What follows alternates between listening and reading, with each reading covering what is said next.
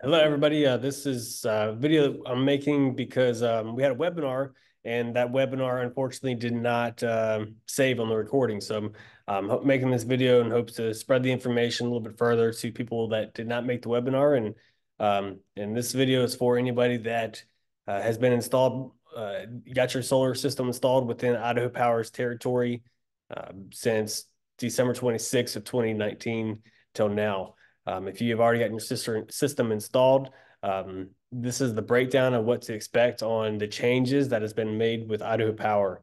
So I'm going to share my screen and show everybody the differences of what's going on, and hopefully this will provide some value to what's going on with Idaho Power. I'll see if I can minimize my video here.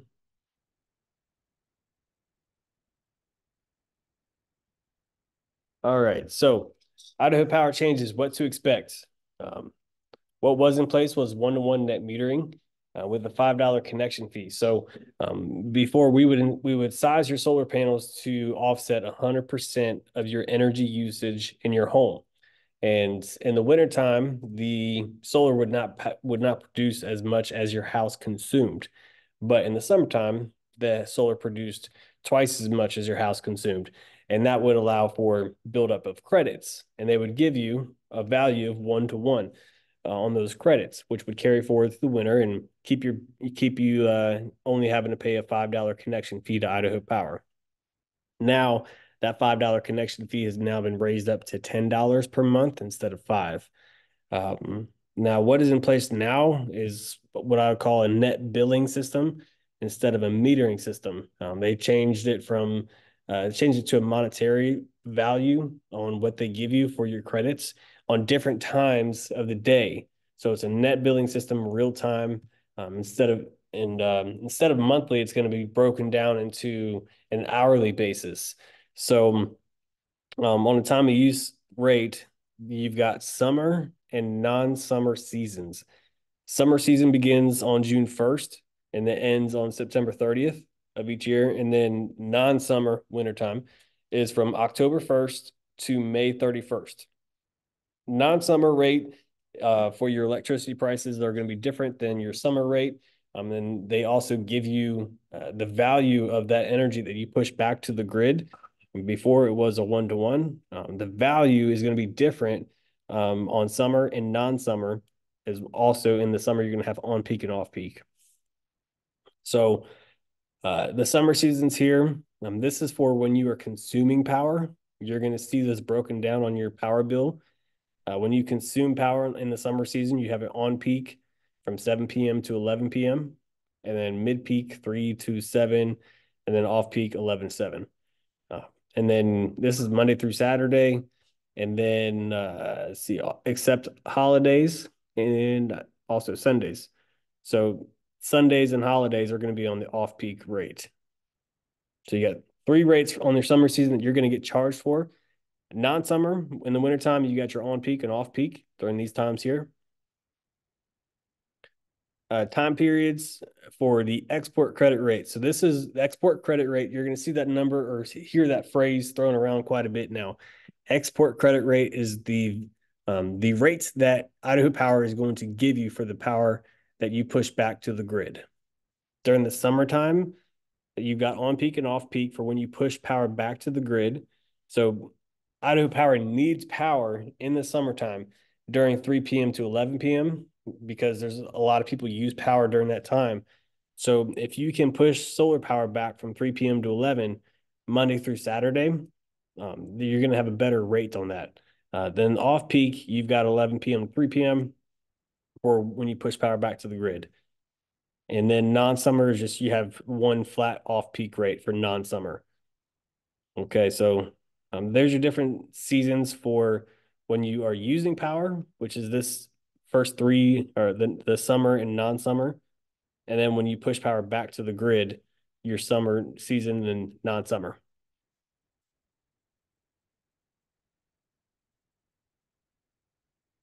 Okay, note. Idaho Power will charge you for the power that your home consumes at a different rate, like what we were just saying. The export credit rate is what they compensate for the solar that you push back to the grid. So here are the rates that they give you. So during the summer times, you got that $10 monthly service charge on summer and non-summer. And then for the first 800 kilowatt hours, you're going to get charged 10 cents. 800 to 2000, you get charged 12 cents. And then over 2000, you're at 14 cents per kilowatt hour. And then on the non-summer rates, you're getting, 8, 9, and 10 cents per kilowatt hour. So that is the standard. So that's whenever you use power, whenever your house is consuming power, these are the rates that you are going to be charged right here. You're going to use power at night when the solar is not producing. You're going to be using power at that point.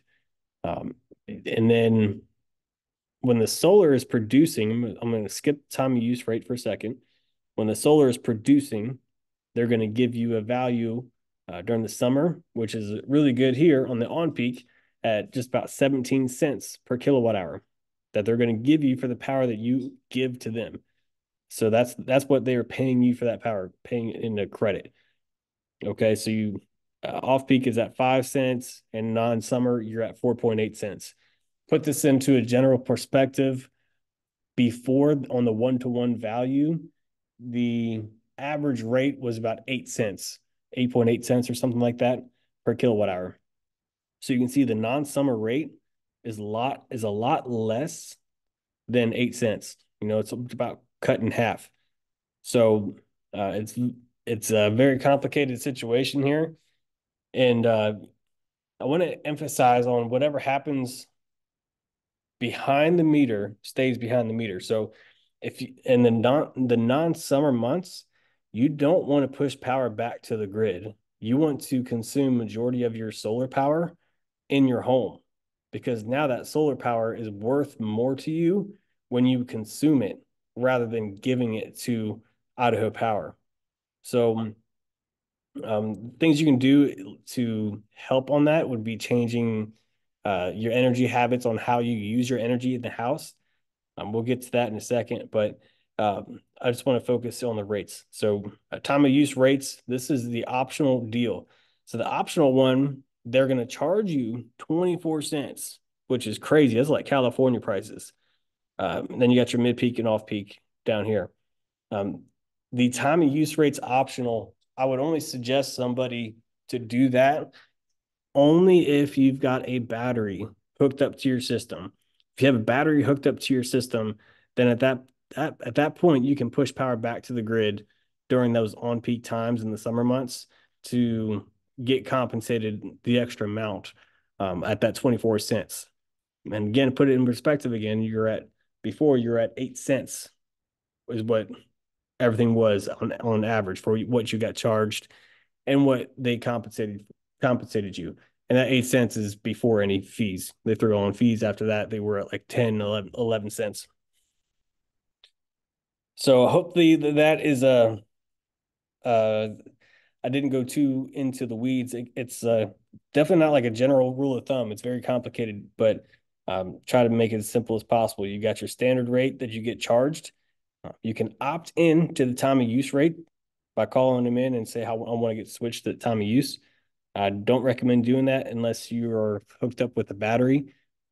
And then this is what you're getting charged for, or sorry, this is what you get compensated for from Idaho Power for when you push power back to the grid for the export credit rate. So these are all the numbers. What is going to happen to your bills right now? So 2023, you generated a bunch of credits in the summertime, and they are allowing those credits that you generated in 2023 to carry forward into 2024. So this structure went live January 1st, 2024, but any credits that you built up in 2023 will carry forward into 2024 here. And you're going to use up those credits. And just about April is usually when people run out of their credits. And then you start the whole process over again where the solar starts producing more than your house consumes. So you're probably not going to see much of a difference on your power bills until your credits go away from your 2023 excess production. Now, if for some reason you have a oversized system, or you just have a lot of credits built up, you can carry forward those credits all year long until December 31st. Then at that point, they're going to end up paying you for whatever credits you got left. And I'm not exactly sure what the amount that they would pay you, but it's very, very unlikely that somebody would have the amount of credits to carry forward all year long. So just keep that in mind. You probably haven't seen, it's March 7th right now. You probably haven't seen the full effect on what's going to happen to your power bill yet with Idaho Power and solar. So in this link is a breakdown on what it looks like on your power bill. So this is what your new power bills are going to look like. You've got your generation credits that carry forward. That's what we were talking about from 2023. You've got the generation credit for this period. So what you have put back into the grid, it's going to show your off peak, your on peak, and then non-summer rate. So it's going to break all that down for you, all on the bill. I definitely recommend watching this video. It's a 3.5-minute video, and it breaks things down as clearly as you can get to understand your power bill. But it will be broken down here for you. And then what can you do to maximize your savings on your current solar system? Change your energy habits on things that you can control. During non-summer months, try to consume your power while the sun is out. Like we're saying, if that solar power that you produce is more valuable to you to consume it than to push it back to the grid. Now, we're not saying to consume a bunch of extra power. We just want you to try and shift those energy habits to consume that power when your solar is producing, when the sun shines. So what happens behind the meter stays behind the meter, gives you your best value. And during the summer months, we want to push as much power as we can back to the grid during those peak rates, because those peak rates, we're getting the excess amount of the largest amount of credits that you're going to be able to get in value. So we want to push power back on the summertime from 3 p.m. to 11 p.m. as much as we possibly can. That is a challenge because that's when most people are consuming their power, is when they get home or with the air conditioning from in the afternoon in the summertime. So it is a challenge. One way you can try to help combat that is to get a battery installed, which we'll go into that later. Main electrical usage items that you can control: water heater. If you're running a lot of hot water for some reason, try and do it during the day. If you're doing any kind of cleaning, like doing your laundry, if you can do your washer and dryer, if it's electric, try and do that while the sun is shining. That's something that you could control instead of doing it at night. And in particular in the winter months or the non-summer, like we were saying, we want to consume that power, so we don't want to give it back. So doing laundry during the day, heating and cooling, install a smart thermostat and program the smart thermostat to the time of use schedule, which is up here. You want to program your thermostat to make sure that you are using power at the best times of the day as much as you possibly can. Where do we go here? Yeah, a lot of people get those smart thermostats and they don't actually program them, so you don't get the full benefit of it. So if you do get a smart thermostat, make sure that you do program it and get the max value out of that you possibly can. Hedge against Idaho Power with the battery. So you can install a battery to your solar system and put it into self-consumption mode, where the solar power during the non-summer months, you're going to consume as much as you possibly can.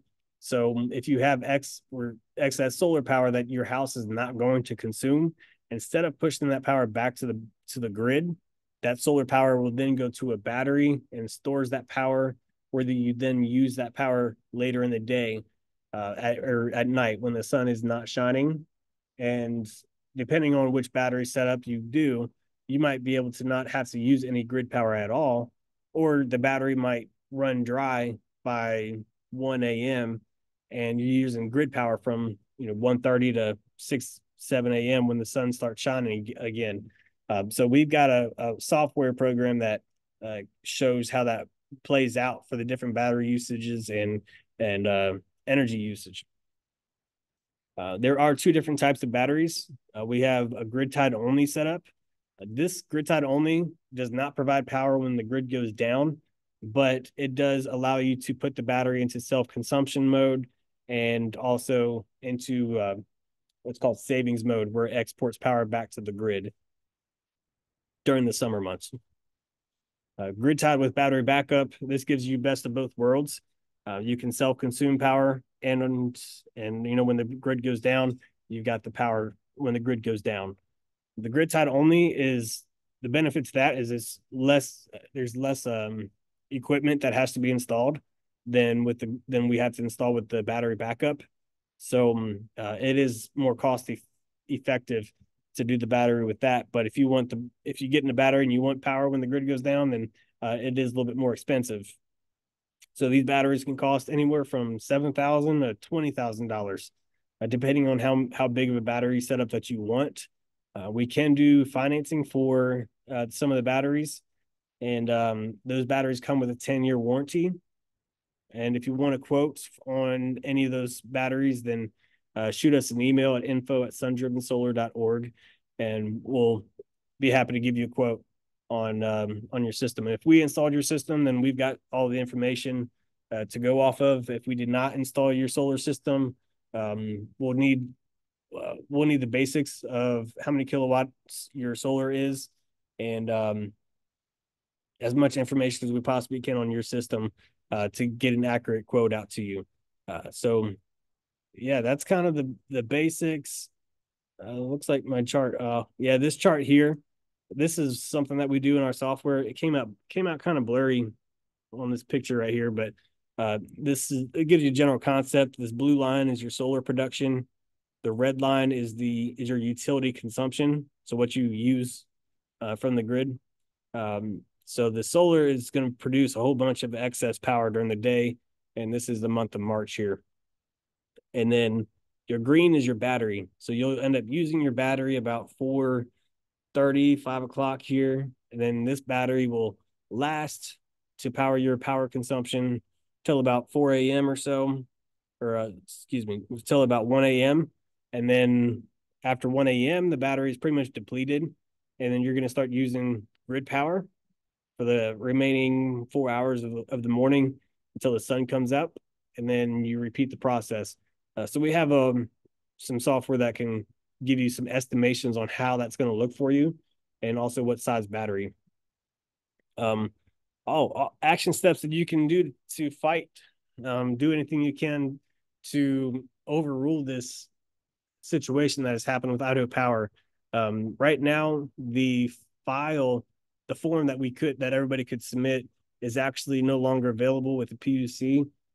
I have talked to the PUC, and right now they just said they don't have anything available to file the complaint about this case number with Idaho Power. This is the case number that you would want to complain about to the PUC. So I just called them, and they said that they'll call me back, but to see if there's something they can do to put out a form for homeowners that are angry and not happy about what's going on and what the changes are going to, the real-time effects of what this is going to do to everybody. So yeah, call the PUC and reference this case number. They'll know just about the Idaho Power situation in general. So yeah, call them and reference that. Overall, what I expect to see is, in general, people are going to start seeing more power bills in those non-summer months when the electricity rate is they're giving you 4 cents for your solar power, but they're charging you 8 to 10 cents for the power that you consume. So I'm seeing that I think people are going to start seeing more power bills in the non-summer months. During the summer months, it's going to be tricky. We might be okay. It also depends on if your solar system is facing east, south, or west. That's going to have an effect, because if you have a west-facing system, your solar is going to be produced more in the afternoon. If you have an east-facing system, your solar produces more in the morning, which isn't advantageous to pushing power back from 3 p.m. to 11 p.m., as it would be with a west-facing roof. I do expect everybody to see some power bills coming in those non-summer months, though, for sure. Um, so overall, this is an unfortunate situation that's happened. I really thought that we could get some kind of grandfathered in clause, even though that they didn't necessarily dive too deep into it, but I just don't think that's right. So I'm hoping that we can overrule that to the people that did get solar installed after 2019, and we'll see what happens. So overall, hope this provided you guys some kind of value. And feel free to reach out to us with any questions, or if you'd like a battery quote, I'd be more than happy to shoot you guys some numbers for a battery situation. All right, thanks, guys.